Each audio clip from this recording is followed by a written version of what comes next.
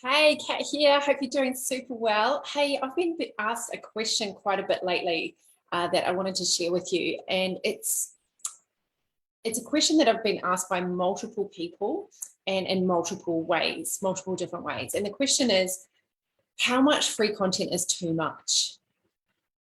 How do I share value without giving away too much value? Like, how do I know how much value is too much value? How do I know whether my content is actually like just giving people so much value that they don't want to buy from me? And what does value actually mean? Like, what does that mean when we say give value, give value, give value, and we hear this all the time? When is there a point where we're just giving everything away and people aren't signing up to work with us? And how do we know? How do we know if we're giving away too much? And how do we help people for free without them feeling that they don't need to buy from us if they're the right fit? How do we share in a way where people think, I need more from you? I don't want just your free content. I actually need to work with you. And so I'm going to answer this question or these questions in this video. I'm going to give you some really powerful keys to knowing whether you're doing this. If you're giving people the sense that you're giving them the whole farm and so they don't need to buy from you, because it is pretty common with women particularly. We love to give, we love to share. And if we overshare, if we give people the sense that we're giving them everything for free, then why would they work with us? So you might be wondering, like, what kind of content do I give away for free and what shall I leave for my paying clients? So I'm going to help you with this. Welcome, those of you who are joining me live. Hey, I'd love it if you could pop a hashtag live if you're joining us live. And if you're watching us watching this on the replay, just pop a hashtag replay. I'd love to know who's here. And please add to the conversation by writing in the comments anything that stands out to you. And I'm going to ask you questions as you go along as well. So really welcome engagement, and thank you those of you that show up so consistently and regularly. I really appreciate it. So let's dive in. So I know a lot of people are afraid of giving away too much value for free, and it's a spectrum. I talk about spectrums a lot. There's times where we just don't give it away, and there's let's say people who don't give away enough and they really hold back on value and they hardly give any value because they're so afraid of giving away all their secrets that they just don't share enough. And then there's other people on the other hand that give so much away and give the impression that the problem's solved, and so people don't buy for that reason. So it's not that, like, I'm a big fan of giving away a lot of free content. I do a free live video here every single week, and I give lots and lots of free tips. So there's so many people in this community that are getting value that I'm not working with. And that's part of the process, is for me to help a lot of people through social media, through emails, through everywhere that I show up. And then there's people that want to work with me, and really when it comes to free content, like, it builds a lot of trust, it builds a lot of rapport, it builds a lot of connection with your audience, but you might feel conflicted because it's like, well, why would they buy from me if I give too much away? People still buy from me even though I give a lot of free content away, because there are a few elements that are missing in my free content, and I'm going to share with you what some of those things are. Because as I give more and more free content away, the sales for my programs keep going up. I keep getting more and more clients, as I share more and more free content. So I don't know if you're giving away too much free value or not enough free value, but if you're not having people sign up to your program or your coaching services or your online course or whatever it is that you're selling, it could be because you're giving away too much value for free. So we need to share our expertise. We need to share lots of free content, but in a way that we aren't solving the full problem. Because if we give everything away, then if we give the sense that we're giving too much away, then people won't buy from us. So it's very, very hard for you to give everything you know through your free content. It's just very, very hard to do that. But what a trap that people fall into is they give the impression. So they will say things like, tonight I'm going to give you everything I know about XYZ in this 1 hour masterclass. And then without realizing it, they've planted the seed in someone's mind that, oh, that's everything that she's given me. Or they'll say things like, without even thinking, I'm going to give you the best of what I know. And so someone thinks, well, if that's the best, why would I keep working with it, right? So we've got to be careful with our language, that the words that we use, the tonality, and even our body language can all come across in a way where people think, well, why would I work with you? All right. I'm going to really dive deep into how to do this in my masterclass next week. If you missed the recent workshop that I ran about how to get clients using your content, how to communicate your value using your content, I go through a 7-step formula and what needs to go into your content in order to really influence people and inspire them to work with you. So if you want to join us for that, I'm really diving deep into it, giving you a little bit in this video tonight. But if you do want to come to the masterclass, by the way, just drop the word masterclass into the chat box, into the comments box now, or just send me a DM with masterclass and I'll send you the details. So how do we know if we're giving away too much value for free? If you're making notes, which I know a lot of you bring pen and paper, make some notes. So number one, you're not highlighting the gap. Write that down. Number one, you're not highlighting the gap. So this is a real distinction, is that our content needs to create gaps. We need to widen the gap, and we need to highlight the gap. We need to show people there's a gap between where they are, where they want to be, and that it's actually your program that fills the gap. So our content, our free content, needs to show the gap, not fill the gap.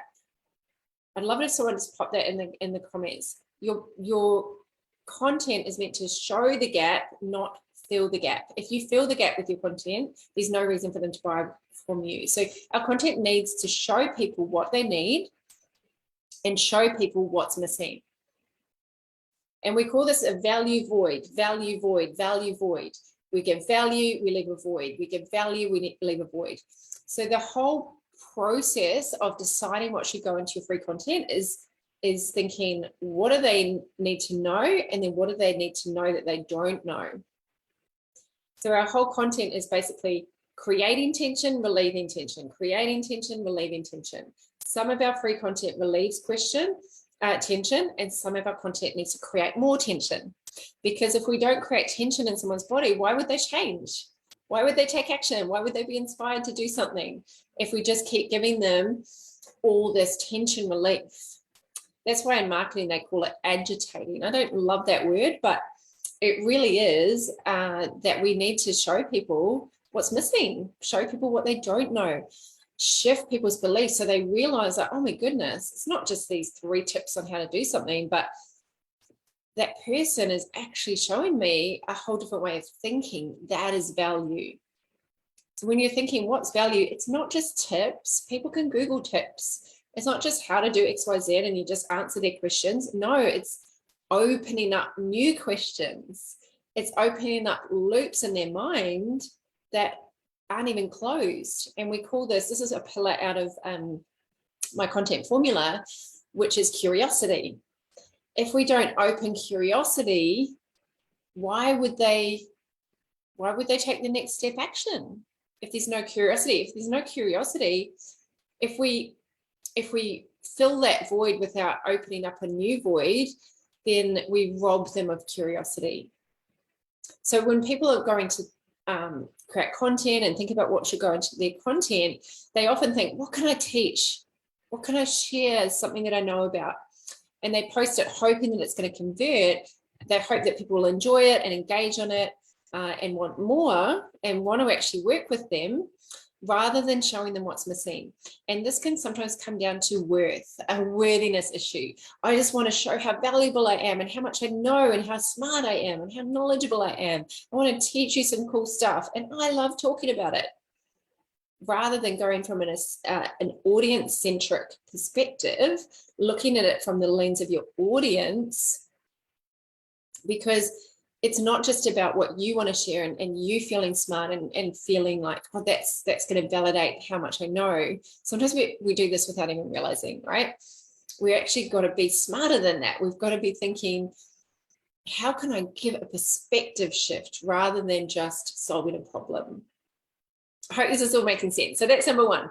Number two, you're giving a banquet, not a taste. You're giving a banquet of information, not a taste. We want to give tasters, little tasters, a taste of what you can do, a taste of something, just like whet their appetite, get them thinking, oh, that's juicy, oh, I'm salivating, that you're not just giving them this whole big banquet. I used to do this all the time. I used to just give this massive banquet.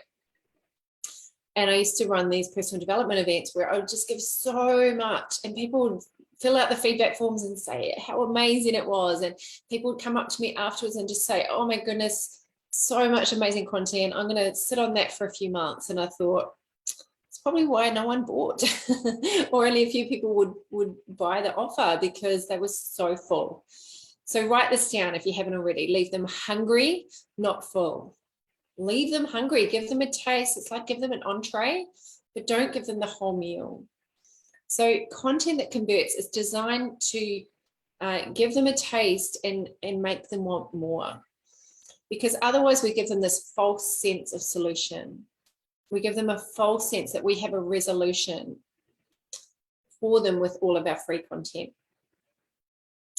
So that's another way that we know that we're giving away too much for free. And then the third reason is that, let me just pull up my notes here, is that you're not using influence strategically.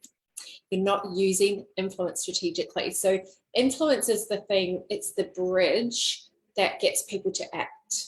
It's the thing that inspires someone to not just consume your content and go, oh, that was interesting, but actually gets them to act. So if we don't understand how to influence, and I teach elegant influence, not influence that feels pushy or persuasive in a way that's like trying to get someone to do, you know, what you want them to do, but elegant influence, authentic influence, so that someone actually takes that next step to work with you. That is how we give only enough content. And when we learn the layers of how to do this, then we know that we can show up and give all this free, valuable content, but we're still not solving the whole problem. And so I do this all the time. I show up here and give these incredible trainings where I pass on so much of my knowledge and wisdom and expertise, but there's still some things missing. And I want to share with you what is still missing, because when you think about it, when you package up your knowledge for sale, you're actually offering 3 valuable components that are massively more value than just your content. I call these the 3 essential C's. You might have heard me talk about these before. The first one is curriculum. So you're not just giving content, you're not just giving how to, you're not just giving like cool stuff, you're giving curriculum, meaning it's organized sequentially in order, and it's the complete A to Z. It's the complete A to Z. So number 1 is curriculum. The first C is curriculum. The second C is coaching. People pay for the coaching and the guidance from you as an expert. So 1, curriculum, 2, coaching, 3, community. The support from a group of like-minded people doing the same journey. So everybody's got the curriculum, they've got the same coach, and they're all moving on the journey together. So those are the 3 essential C's. This is what people pay for. Which means because people pay for that, you can put out all this great free content, because they still don't really know how to do it. They still don't have the accountability, the support, the expert eyes, the guidance, the support, the A to Z, the curriculum. So we know that there's a ton of information out there on YouTube, Google, everywhere you can look on the internet. There's a plethora of information. Having an A to Z journey is completely different. This really is what enables you to trust the credibility, because it's really thought out in a sequential order, and it's in one place, and it's logical, and it gives a specific outcome, so they can't get distracted or they can't get lost, and that's extremely valuable. You might want to write this down. People pay for a path. People pay for the path. So that's the first one. The second one is with coaching is that not everything is Googleable. In fact, the things that we most need to know, they're not Googleable. You can't Google which of these 3 headlines are better. Which of these should I call my Facebook Live video? What shall I do about this logo? Like having that expert guidance is priceless. We all know this, right? You can't just Google how to solve all your business problems. Most of what is going to take you, really accelerate you to the next level, is having a coach or having a mentor. And then with community, none of us want to work on our own. When you're creating a thriving community for your people, that's what people want. They want a quality community. So it's not just that people can try and piece all your content together, even if you put everything into it, they still need these three things. However, we've just got to be also really careful that we don't just put out content that doesn't inspire action.